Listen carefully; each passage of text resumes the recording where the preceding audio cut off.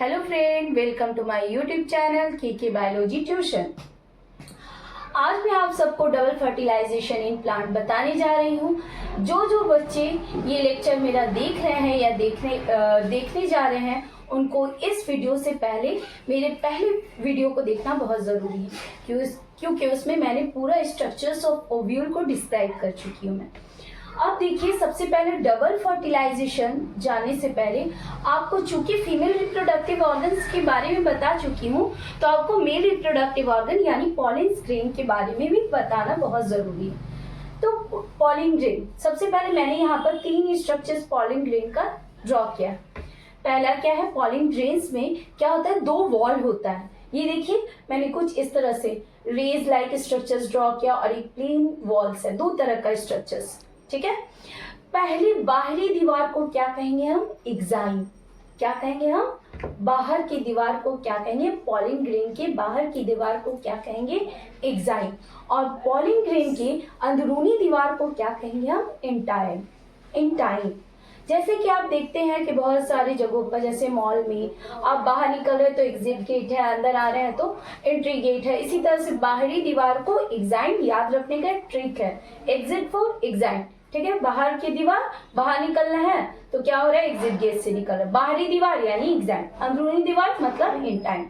ठीक है, फिर इसमें क्या होगा, एक सुराख पाया जाएगा। ये देखिए मैंने ड्रॉ किया है। इस सुराख को क्या कहेंगे हम, जर्म पोर। क्या कहेंगे, जर्म पोर। फिर क्या होगा, देखिए ये चूंकि क्या है, पॉलिन ग्रेन क्या है, एक सेल है, उसमें क्या पाया जाएगा, और एक सेल में क्या होता है, साइटोप्लाज्म। जो लिक्विड हिस्सा होगा उसे क्या कहेंगे, साइटोप्लाज्म। जो ठोस हिस्सा होगा उसे क्या कहेंगे, न्यूक्लियस। अब देखिए क्या हो रहा है कि ये जो इंटाइन वॉल है, इंटाइन वॉल जर्म पोर से क्या करेगा, बाहर निकलेगा और एक नली की शक्ल अख्तियार कर लेगा। ये देखिए, इंटाइन वॉल जर्म पोर से बाहर निकला और एक नली की शक्ल अख्तियार कर लिया। इस नली जैसे स्ट्रक्चर्स को क्या कहेंगे हम, क्या कहेंगे, पॉलिन ट्यूब। क्या कहेंगे, पॉलिन ट्यूब। चूंकि ये नली किससे बन रहा है, पॉलिन ग्रेन में। कैसा स्ट्रक्चर्स है, ट्यूब लाइक स्ट्रक्चर्स है। That's why this is known as, क्या कहलाएगा, pollen tube. That's why this is known as pollen tube. अब देखिए, इसमें जो न्यूक्लियस था वो जर्म पोर से बाहर निकलेगा और 2 हिस्सों में क्या करेगा, टूट जाएगा। 2 हिस्सों में क्या करेगा, टूट जाएगा। एक आगे वाले को क्या कहेंगे, ट्यूब न्यूक्लियस। आगे वाले को क्या कहेंगे, ट्यूब न्यूक्लियस। ठीक है, और पीछे वाले को क्या कहेंगे, जेनरेटिव न्यूक्लियस। पीछे वाले को क्या कहेंगे, जेनरेटिव न्यूक्लियस। ठीक है, अब देखिए क्या तीसरा डायग्राम मैंने ड्रॉ किया है। तीसरे में देखिए क्या हो रहा है, पीछे वाले जो है वो जेनरेटिव न्यूक्लियस जो है वो क्या कर रहा है, 2 हिस्सों में टूट गया है, जिसे क्या कहेंगे हम, मेल गैमेट या मेल सेल कहेंगे। ठीक है, यहाँ तक। यानी ये जो काम होगा ये कब होगा, कब पॉलिन ट्यूब बना रहा है, उसका न्यूक्लियस 2 हिस्सों में टूट रहा है। आगे वाले को ट्यूब न्यूक्लियस, पीछे वाले को जेनरेटिव न्यूक्लियस। फिर से जेनरेटिव न्यूक्लियस 2 हिस्से में टूट जा रहा है और पीछे आगे वाले को क्या कह रहे हैं, ट्यूब न्यूक्लियस। पहले ही बता दिया। फिर से जेनरेटिव न्यूक्लियस क्या कर रहा है, 2 हिस्सों में टूट जा रहा है, जिसे क्या कह रहे हैं, मेल सेल या मेल गैमेट। कब होगा, जब ये पॉलिन ग्रेन आकर के कहाँ पे बैठेगा, फूल के फीमेल रिप्रोडक्टिव ऑर्गन्स यानी कि गाइनोशियम पे। कहाँ बैठेगा, गाइनोशियम। देखिए क्या हो गया, पॉलिन ग्रेन आया कहाँ पे, कार्पल्स। पिछले वीडियोस में मैं बता चुकी हूँ कि एक कार्पल के कितने हिस्से होते हैं, 3, stigma, style and ovary. Okay, तो आकर के पॉलिन ग्रेन्स कहाँ बैठेगा, स्टिग्मा पे बैठेगा। स्टिग्मा पे जैसे ही बैठेगा तो क्या होगा, यही 3 प्रोसेस चलेगा।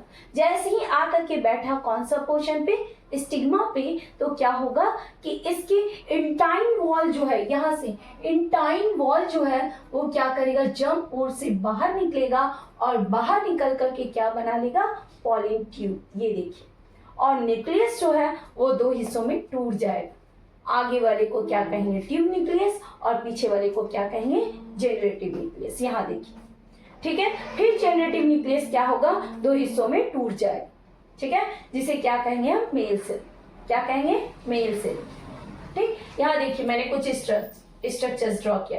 ये छोटा सा स्ट्रक्चर्स ड्रॉ किया कि पॉलिन ट्यूब बन रहा है, उसमें ट्यूब न्यूक्लियस बन रहा है, मेल गैमेट्स बन रहा है। सबसे पहले मेल गैमेट्स नहीं बनेगा, मैंने यहाँ बता दिया है कि जनरेटिव न्यूक्लियस बनेगा। जनरेटिव न्यूक्लियस फिर 2 हिस्सों में टूट जाता है तो उसे मेल सेल्स कहते हैं। ठीक है, मैंने यहाँ मेल सेल्स डायरेक्ट लिख दिया। अब क्या हुआ कि पॉलिन ट्यूब जो होगा, अब देखिए यहाँ पर मैंने ड्रॉ किया, पॉलिन ट्यूब धीरे धीरे धीरे धीरे आगे बढ़ेगा, आगे बढ़ेगा। ठीक है, क्या होगा, आगे बढ़ेगा और आगे बढ़ करके क्या करेगा, एम्ब्रायो सैक की दीवार को क्या करेगा, फाड़ेगा।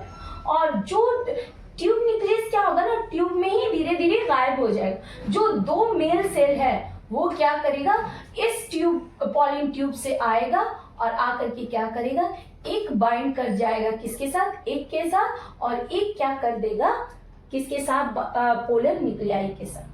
ठीक है, तो जो एक के साथ बाइंड कर रहा है वो क्या बना लेगा, जाइगोट, और जो क्या कर रहा है पॉलिन न्यूक्लियाई के साथ बाइंड करेगा वो क्या बना लेगा, एंडोस्पर्म। चूंकि यहाँ देखिए 2 मेल गैमेट एक ही ओवरी में क्या कर रहा है, अलग अलग फर्टिलाइज कर रहा है, इसलिए से क्या कहेंगे हम, डबल फर्टिलाइजेशन।